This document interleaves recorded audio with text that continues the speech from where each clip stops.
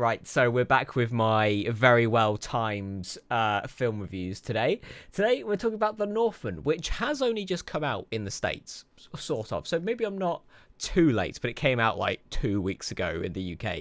So, let's get into The Northman. And never before have I ever had such like a perfectly worded sentence to describe a film. I'm kind of proud about this one. Right, so The Northman is a Wes Anderson film if Wes Anderson was into blood and gore. That is how I summarize this film.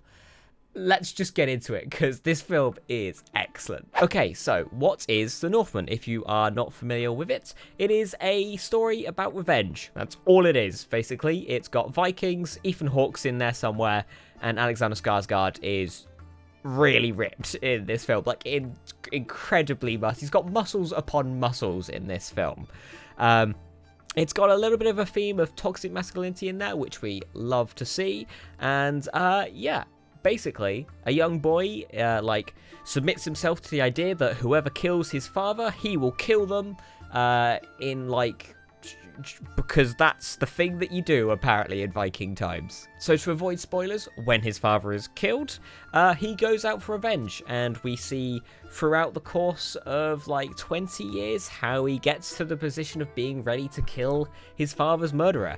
And he meets, Anya Taylor-Joy in there, kills a lot of people, and it's a very good film. And let me tell you why. When I mentioned that this film is like a Wes Anderson film, I really do mean it. This film is stylish as all hell, and the best part about it, and this is it's even better than a Wes Anderson film, because with Wes Anderson, his style is very in your face. You know that this is directed by him. However, Eggers, on the other hand, his style is very, underlying by the scenes. I've only watched one of his films, to be fair, but, his style is subtle. All of his camera movements and all of the things that he does are super subtle, and you don't almost realize that he's doing any of these things. Specifically, in this film, there are a few long takes in this film that, you don't even realize are long takes until you get to another cut. I was literally in the cinema just we haven't cut for 5 minutes. What's going on? The shots in this film are incredible. This film is how you do long takes. Because as soon as I say the word long takes, you're going to think of something like 1917, where it's all one shot. There are secret cuts in there, but it's this super amazing feat that this film is all one shot. I dislike it when films do that, because they're using that as their main selling point for this film. They're just not worrying about the story. They're just selling it on the fact that this is a long take, and they don't care about anything else.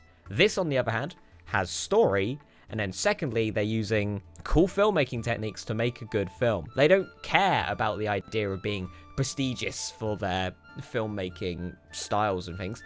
They're just making a cool film that has a good story. But the editing, the cuts, and these long takes are super effective. They do really make you feel the dread in these situations.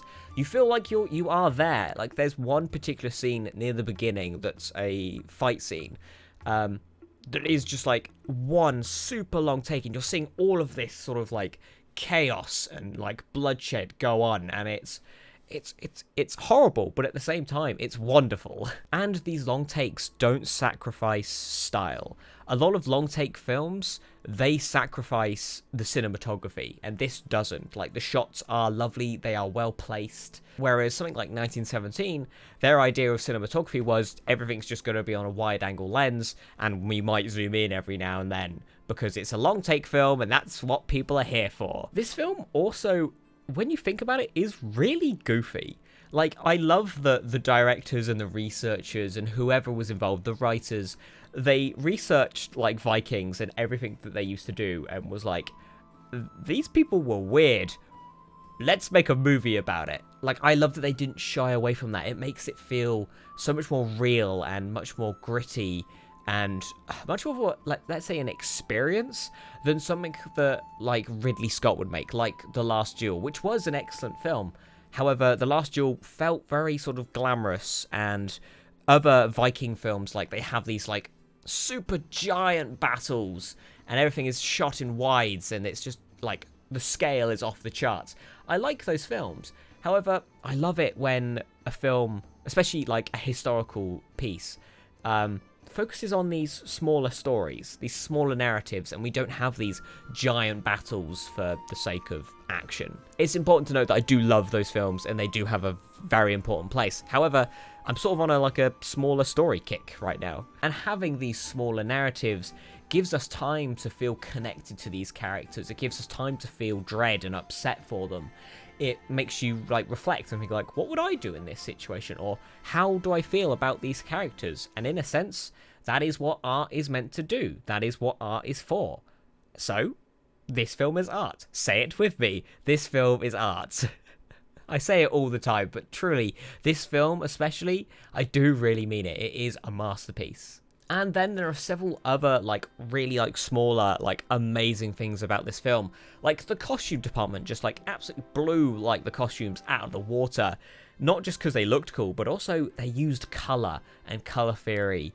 And they were telling stories with their costumes. And I adore it when they have free reign of that sort of thing.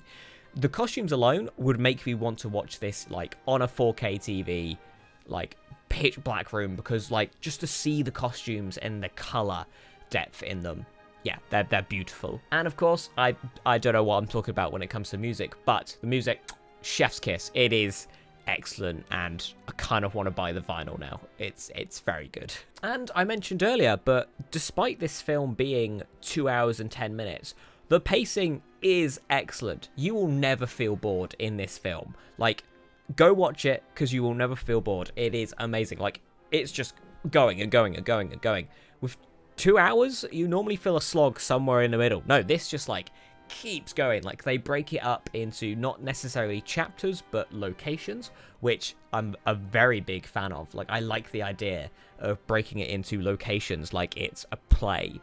That's such a cool idea. And lastly, I wanted to touch on the magic systems in The Northman, because the magic systems in this film is how I believe you should do magic, or the mystical parts of any sort of world or film. Because in this film, the magic is subtle. Again, it's that subtle theme. It's pulled back. You don't see much of it, but when you do, it's amazing. You're like, whoa, what is this? Unlike something in Harry Potter, where magic and wands are basically machine guns.